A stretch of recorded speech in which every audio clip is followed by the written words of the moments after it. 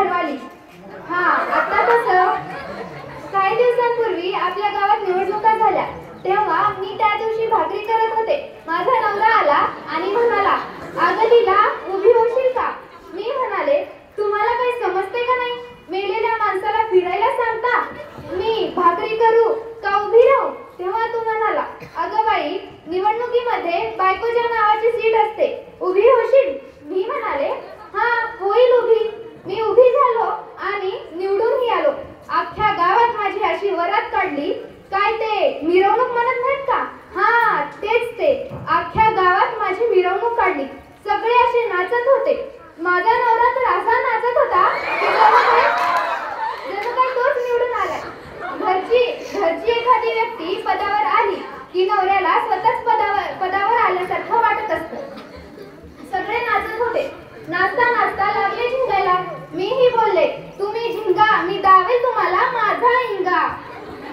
दुसऱ्या दिवशी चपराशी माझ्या घरी आला आणि म्हणतोय कसा, गावामध्ये ग्रामपंचायतीमध्ये आलेत साहेब आणि बोलवलंय. तेव्हा माझा नवरा उठला आणि निघाला चालत.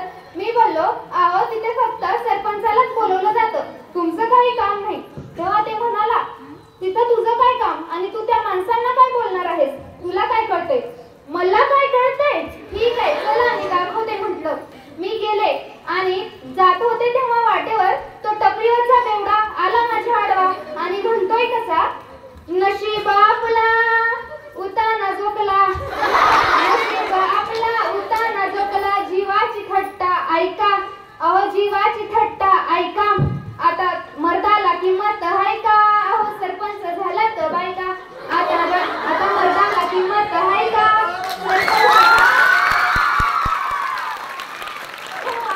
तेव्हा तो असं म्हणाला, तेव्हा मला सावित्रीबाई फुले यांची आठवण झाली.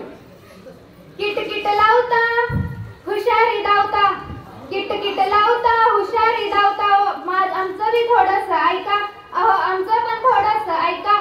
तुमच्या होटावर मिशी आहे का? तुमच्या होटावर मिशी आहे का? आता सरपंच झाला तर बायका. तो तिथून निघून गेला आणि त्या दिवशी आमच्या शेजारच्या बाईच्या पोराला ताप आला होता. ताप आला आणि सगळे गावातले म्हणाले, कोणी म्हणाला कोंबडा कापा, कोणी म्हणाला बकरा कापा. यामध्ये त्या मुलाची फार हालत खराब झाली.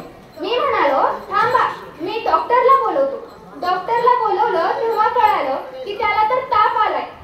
मग मी बोललो, आता आपल्याला आपलं गाव स्वच्छ करावे लागेल, कारण ताप तर येणारच. इकडे घराच्या बाजूला डबक आणि त्याच्यावर मच्छर आणि नुसती शिरटं. तेव्हा आपल्याला आपलं गाव स्वच्छ ठेवावंच लागेल. सरपंच म्हणून मी ती जिम्मेदारी घेईन आणि तुम्हीही सर्वांनी मला सहकार्य करावे लागेल. आणि हो, त्याचबरोबर आपल्याला आपल्या घरातल्या मुलींना शिकायचा अधिकार दिला पाहिजे. त्यांना घराबाहेर शिकण्यासाठी पाठवलं पाहिजे. त्यांना मोकळं आसमान करून दिलं पाहिजे, जेणेकरून त्यांनी उंच शिक्षणाची भरारी घेतील. आणि कोणत्याही मुलींवर जोर जबरदस्ती करायची नाही. तिला शिकू द्या, तिच्या पायावर उभं राहू द्या, म्हणजे कसं तीही आपलं नाव रोशन करेल. धन्यवाद.